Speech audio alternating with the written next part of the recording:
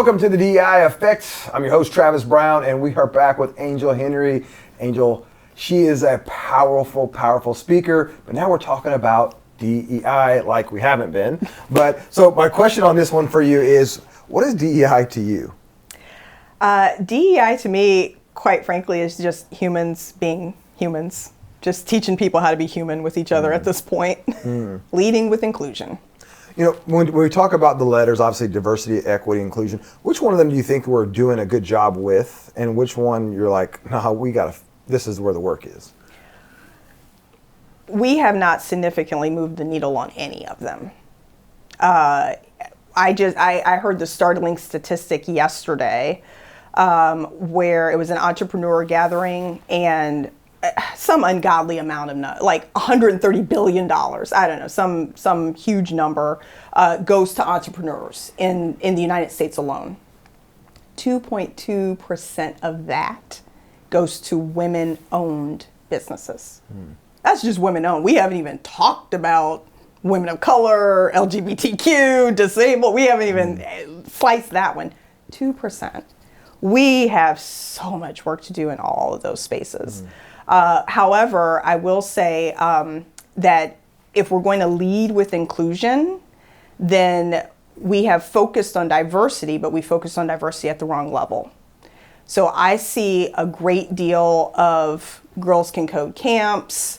Let's teach folks finance. Let's get them in at that associate individual contributor level where we need to be diversifying at the top.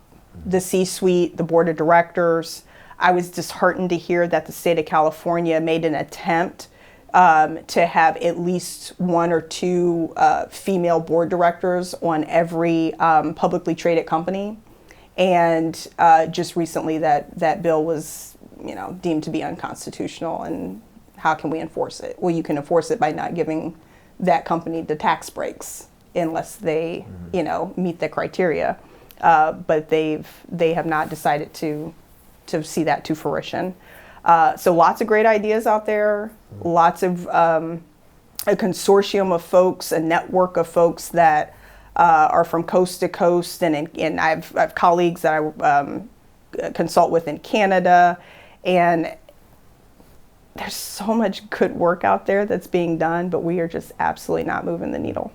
Do you think there's going to come a point in time where we don't have to talk about DEI? Where like it's going to be really in the DNA of what we're doing at the company, corporate, or country level? Or is that just a pipe dream?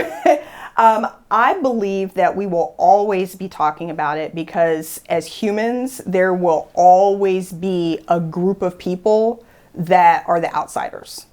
I think there's that phenomenal study. I think it was Jane Elliott that she did over in the UK, at least the one that I saw. I think it's been mimicked other places, where she just dissected people based on eye color. So powerful. So I'm like, we blue eyes, will brown eyes deal. always find something, right? I got hair, you don't have hair. There will always be something that, and what scares me the most is I think it's going to go more towards like the intellectual level, right? Like, yeah, we probably will eventually start moving away from what's seen and the physicality of a person. But I think people are going to start being bifurcated based on their intellectual abilities. As a black female, and you're a business owner now, but you were in the corporate sector, I got to imagine there's some times where that you were first and you were only. Yeah. Coming from that perspective, what is it like to have to be the first and only? Yeah, it's heavy, it's weighty. It's hard, and I remember having these. I just had this conversation with my daughter last night. My husband and I, he has it with me a lot too, where I'm like, but I just don't want to do it. But you got to do it for fill in the blank, whether it's your race or gender. So the school reached out to my daughter. Now keep in mind, this looks bad for me, right? I'm on the DE&I board at our school. I'm always talking about inclusion. I'm always talking about how we can, include students in the decisions that we make. And they listened, right? They want to do a programming. And so they didn't say this, but they intentionally reached out to her. She's one of the few African-American females in the school, reached out to her to do some educational programming, tape it so that the others, it can go wider. And and she's like, but I just don't want to do it. And we're like, but you got to, because you got to represent our people. Mm-hmm. And she's like, but why do I have to represent our people? And I had to pause. I had to stop because I'm thinking, I had the same question where I'm like, oh, I'm the most senior level person in this company representing African-American females. Oh my goodness. And you just kind of sit, and that weighs on you a bit, and you move differently.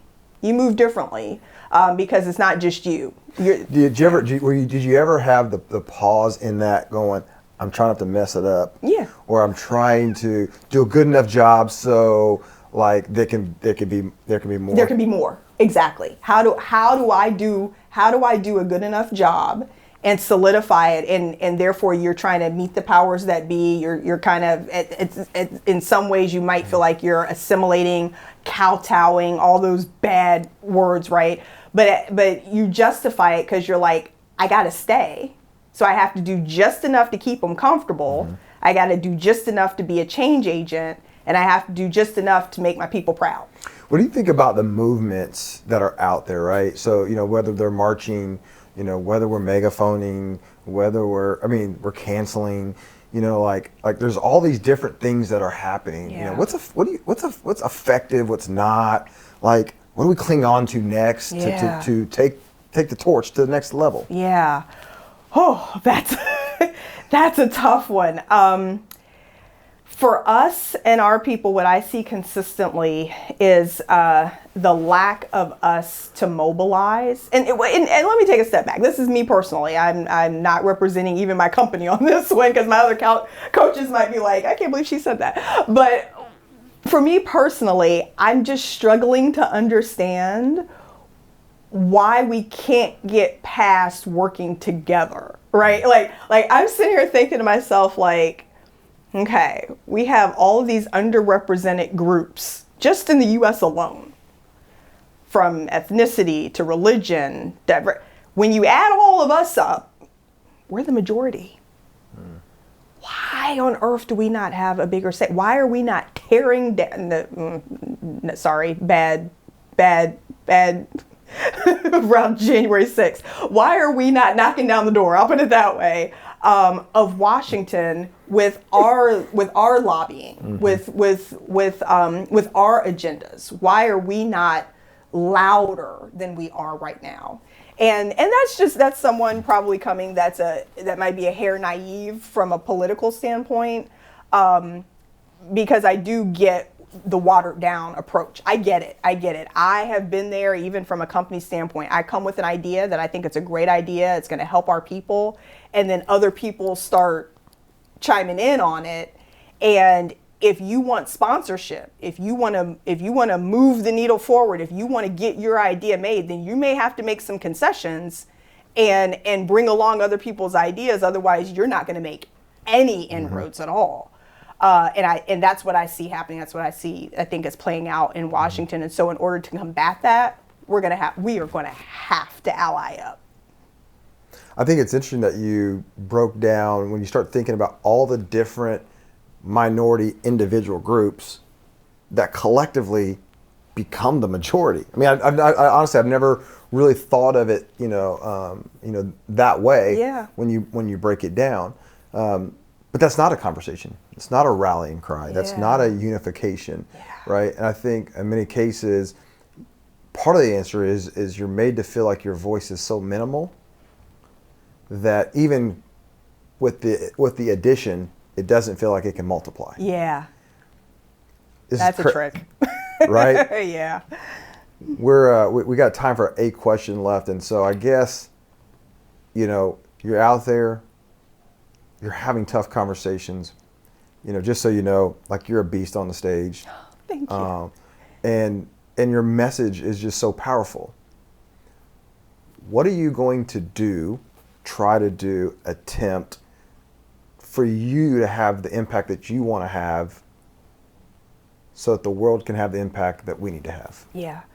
I'm going to have to partner and collaborate with larger entities and seasoned, established groups so that we can embed our message and essentially, don't tell anybody, we're going to Trojan horse this thing. So if you bring me in to talk, you just better know I'm going to be talking about Black women. I'm going to be talking about bullying and microaggression. I'm going to be talking about what you exactly, specifically, practically need to do to make it a better, more inclusive work environment for everyone. And if it works, and not talking about if you, but this conversation, we do all of this, what is the big hope? That my kids and your kids do not have to deal with the same problems that we did. They're going to have different problems, but not the same ones. Mm-hmm. Angel, thank you so much for coming today. I have a lot of people sit in the chair. We're doing this with so many, different people. And there's been a few of these days where it's been like, damn, when you have that realization of what people have gone through, what people are going through, and the fight that's still ahead of us. Yeah. And so I know you're a warrior out there doing it. So I appreciate you coming by the DEI Effect. So DEI Effect, it's a wrap.